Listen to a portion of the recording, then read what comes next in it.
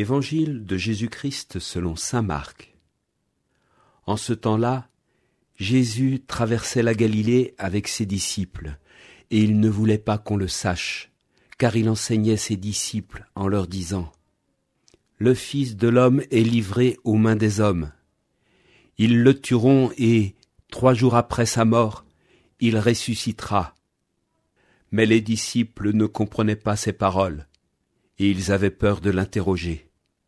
Ils arrivèrent à Capharnaüm, et une fois à la maison, Jésus leur demanda : « De quoi discutiez-vous en chemin ?» Ils se taisaient, car en chemin ils avaient discuté entre eux pour savoir qui était le plus grand. S'étant assis, Jésus appela les 12 et leur dit : « Si quelqu'un veut être le premier, qu'il soit le dernier de tous et le serviteur de tous. » Prenant alors un enfant, il le plaça au milieu d'eux, l'embrassa et leur dit : « Quiconque accueille en mon nom un enfant comme celui-ci, c'est moi qui l'accueille. Et celui qui m'accueille, ce n'est pas moi qui l'accueille, mais celui qui m'a envoyé. » Bonjour à tous et à chacun d'entre vous. Aujourd'hui, nous suivons la même démarche de foi que les jours précédents. Nous voulons un Dieu tout-puissant, un peu à notre service, car bien sûr, nous savons ce qui est bien pour nous.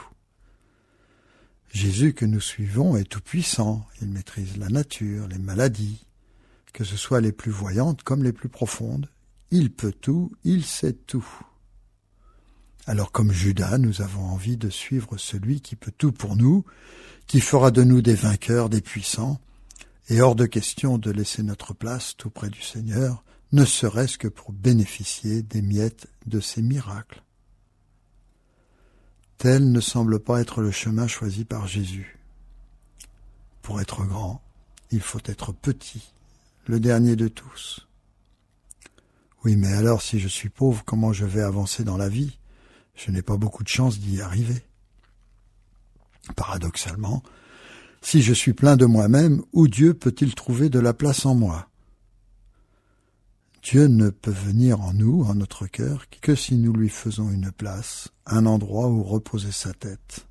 Alors, et alors seulement, si notre cœur est ouvert par les sacrements, l'adoration, l'oraison, la messe, l'ouverture aux blessés de la vie, être ouvert à l'autre, alors Dieu peut faire sa demeure en nous, au plus profond de nous-mêmes. C'est comme le petit enfant, heureux de faire une place au papa ou à la maman au bord du lit, pour une belle histoire à écouter le soir. Il est heureux simplement d'être avec son parent, c'est sa joie. Alors accueillons l'enfant, le petit, le plus fragile, il est un envoyé de Jésus. Accueillons-le dans la joie du partage, dans la joie du don. Ce sera accueillir Jésus en lui, ce sera accueillir Dieu lui-même dans la confiance et dans l'amour, et notre regard sur le petit l'aidera à grandir en humanité et en divinité. Faisons-lui une place dans notre cœur, une place dans notre vie, et nous partagerons la tendresse avec notre Dieu. Comme nous dit le chant, vous serez vraiment grand dans la mesure où vous êtes petit. Quelle joie alors de faire ainsi la volonté de Dieu. Amen.